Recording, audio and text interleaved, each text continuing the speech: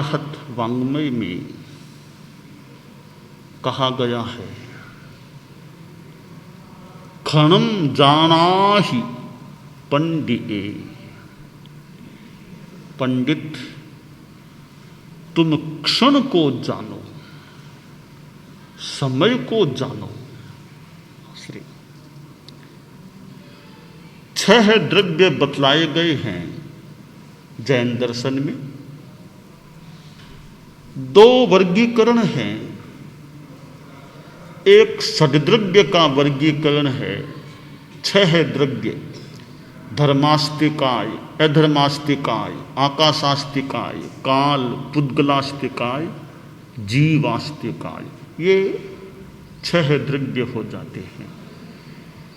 दूसरा वर्गीकरण है नव तत्वों का, नव पदार्थ, जीव अजीव, पुण्य पाप, आश्रव संबर, निर्जरा बंध मोक्ष। एक प्रश्न हो सकता है कि 6 द्रव्यों में जो चीजें हैं वे नव तत्वों में भी समाविष्ट हो सकती है, और नव तत्वों में जो 9 चीजें हैं वे 6 में भी समाविष्ट हो सकती है। तो 2 वर्गीकरण क्यों किए गए? या तो नव तत्वों वाला कर देते, ठीक है, उसमें सब कुछ आ गया, या 6 द्रव्यों वाला, ठीक है, उसमें भी सब कुछ आ गया। 6 और 9, ये 2 वर्गीकरण क्यों? ऐसा लगता है वर्गीकरणों के पीछे भी अलग अलग दृष्टिकोण, अलग अलग प्रयोजन हो सकता है। एक दूसरे में समाविष्ट होना हो सकता है, परंतु जो दृष्टि देनी है वह दृष्टि हर वर्गीकरण से न भी मिले। तो प्रश्न है फिर क्या दृष्टि हो सकती है दोनों के पीछे? ऐसा लगता है कि दुनिया क्या है, यह दुनिया लोक, दुनिया क्या है? दुनिया क्या है, अस्तित्व किन चीजों का है,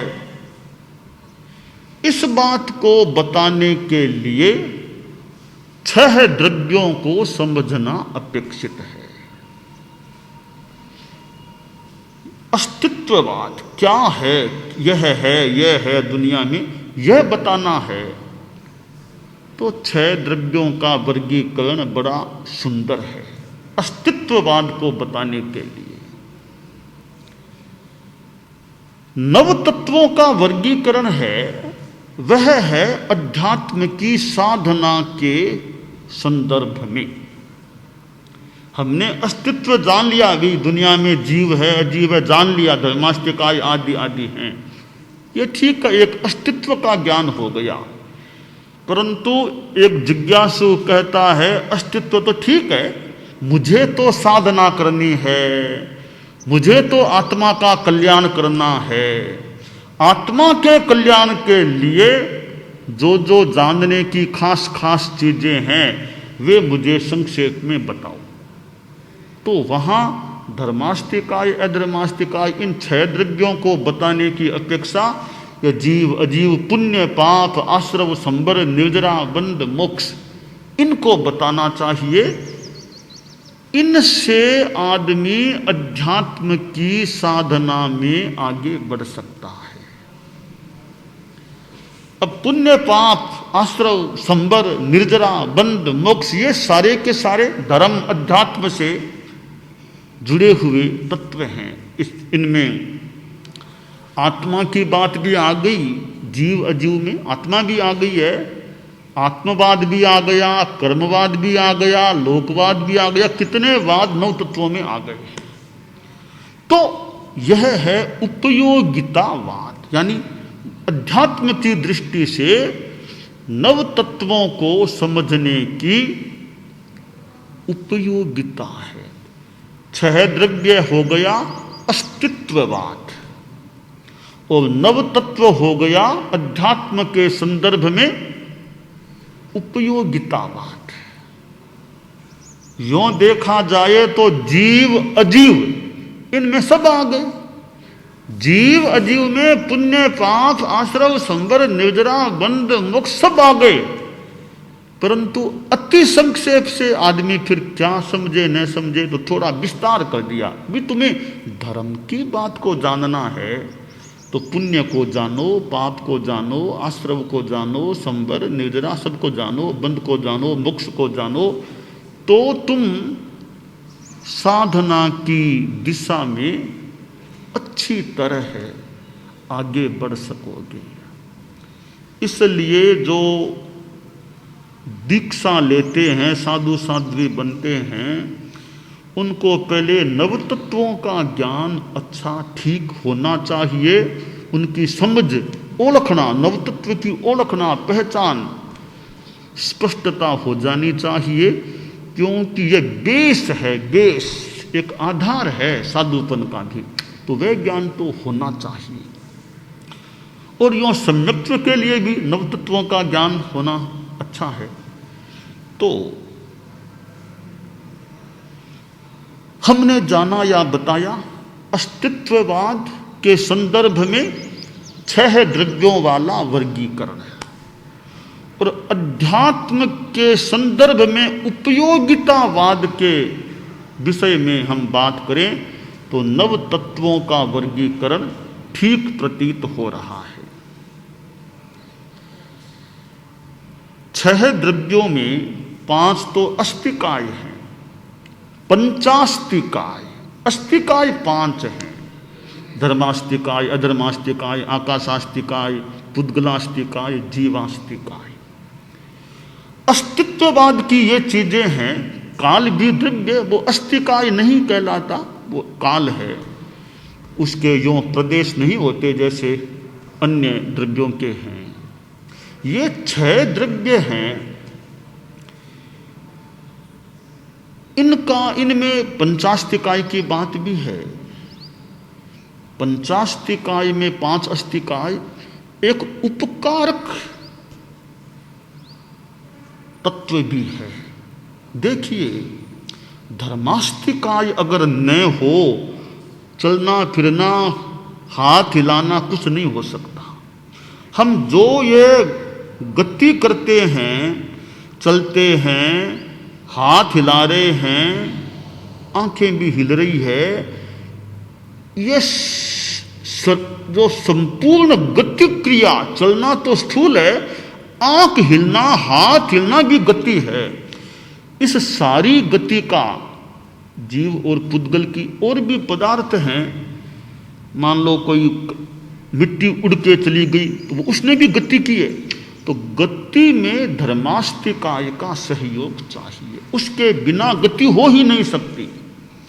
अगर धर्मास्तिकाय कल्पना करें न हो तो गति नहीं हो सकती। आप देखिए, एक थोड़ी सूक्ष्म बात है, जब आत्मा मोक्ष में जाती है शरीर छोड़ के, जैसे भगवान महावीर की आत्मा और भी केवल ज्ञानियों की आत्मा मोक्ष में जाती है, तो जैसे यहाँ कोई तीर्थंकर विराजमान है, मान लो भगवान महावीर विराजमान हैं जब थे, और जब कार्तिकी अमावस्या को पावापुरी में उन्होंने नश्वर देह को छोड़ा तो आत्मा, जो सिद्धांत है उसके अनुसार, ऊपर गई।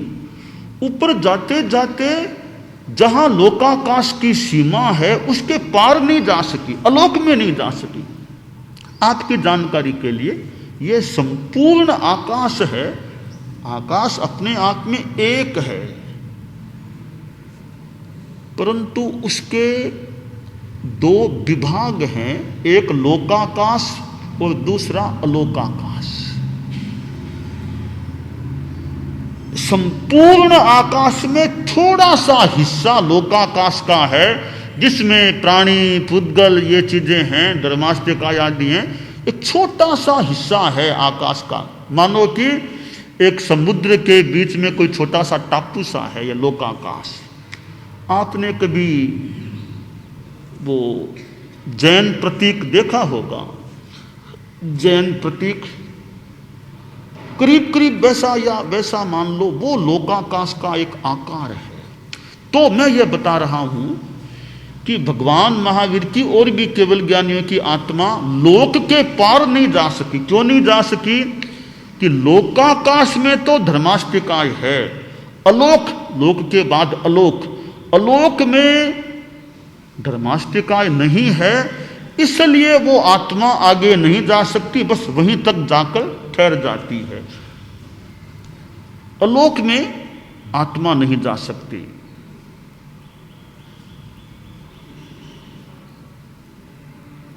अगर धर्मास्तिकाय आगे भी होता तो संभव है, फिर तो आत्मा और आगे चली जाती। फिर वो दुनिया की व्यवस्था है, नियम है कि आगे धर्मास्तिकाय है नहीं तो आत्मा आगे जा नहीं सकती, वो लोक तक ठहर जाती है।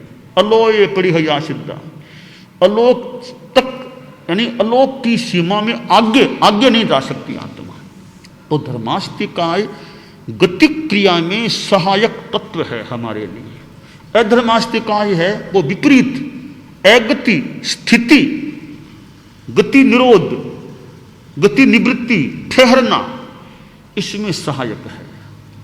उदाहरण के लिए जैसे पानी में मछली है तो मछली की गति क्रिया में पानी, जल सहायक है। पानी है तो मछली गति क्रिया कर सकती है, बाहर निकाल के छोड़ दो उसका क्या होगा। यह गति का उदाहरण है, सहायक का। अब देखिए जैसे एक राहगीर जा रहा है, धूप है, गर्मी है, बीच में बड़ा पेड़ आ गया, बड़ला आ गया, और कोई पीपल का कोई बड़ा पेड़ आ गया, अच्छी छाया थी, तो राहगीर ने सोचा थोड़ा यहाँ आराम कर लो, बहुत धूप में चलता आ रहा हूँ, आगे क्यों धूप रह सकती है, तो यहाँ थोड़ी देर आराम कर लो। वो आराम क्यों किया उसने? छाया आ गई, छाया आई, आराम का मन हो गया, तो वो छाया पेड़ की पथिक के लिए ठहरने में सहायक बन गई। इसी तरह अधर्मास्तिकाय है वो जीव और पुद्गल के ठहरने में सहायक बनता है। तो ये भी उपकार है। धर्मास्तिकाय का उपकार है, हमें गति में सहायता देता है। अधर्मास्तिकाय का उपकार है, हमें ठहरने में सहायता देता है। अधर्मास्तिकाय न हो, सब कुछ चलायमान हो जाए, कुछ नहीं ठहरे, तो दोनों का संतुलन है। धर्मास्तिकाय है, केवल धर्मास्तिकाय हो तो भी चलायमानता, कोरा अधर्मास्तिकाय हो, धर्मास्तिकाय न हो तो केवल स्थिति गति हो ही नहीं सकती। दोनों के होने से हमारी दुनिया में एक सम्यक संतुलन बना हुआ है। गति भी हो सकती है, स्थिति भी हो सकती है। चाहो तो गति करो तो धर्मास्तिकाय तैयार है, स्थिति करना हो तो अधर्मास्तिकाय तैयार है। एक बड़ा सुंदर संतुलन है, दोनों उत्कारी हैं हमारे। गति में धर्मास्तिकाय उत्कारी है, स्थिति में अधर्मास्तिकाय उत्कारी। आकाशास्तिकाय आकाश है, यह भी उत्कारी है। हम कहाँ बैठे हैं, सब आकाश में ही तो हैं। यह मकान कहाँ, आकाश में ही है। सारी ये दुनिया की चीजें हैं, सब आकाश में। मनुष्य आकाश में, पशु आकाश में, जीव मात्र आकाश में, पुद्गल मात्र आकाश में है। तो ये आकाश स्थान देने का काम करता है, आश्रय देता है, बड़ा उपकारी है हमारे लिए। और काल का वर्तन होता रहता है, काल बीतता है। और पुद्गलास्तिकाय पुद्गल हैं, वे तो खाने में पीने में हमारे कितने काम आते हैं, बड़ा उपकार है। पुद्गलों से हमारा कितना जीवन चलता है, पहनने में पुद्गल काम आ रहे हैं, खाने में बड़ा उपकार है। और अब जीवास्तिकाय, जीव भी उपकारक है। तो यहां एक प्रश्न पैदा होता है कि धर्मास्तिकाय तो परोपकारी है, यानी दूसरों का, जीव पुद्गल का उपकार करता है। अधर्मास्तिकाय भी परोपकारी है, जीव पुद्गल की सहायता करता है। आकाशास्तिकाय भी परोपकारी, दूसरों को स्थान देता है। पुद्गलास्तिकाय भी जीवों के वो खाने पीने में काम आ जाता, वो भी परोपकारी। तो प्रश्न है, जीवास्तिकाय परोपकार क्या करता है, यह बताओ। अपने से अन्य द्रव्य का कोई उपकार करता है क्या? तो बताया गया कि भी जीवास्तिकाय है, मैं भूल न करूं तो मेरी भाषा में कहूं यह परोपकारी नहीं है। जीवास्तिकाय परोपकार नहीं, स्वोपकार है, अपनी जाति का उपकार करता है।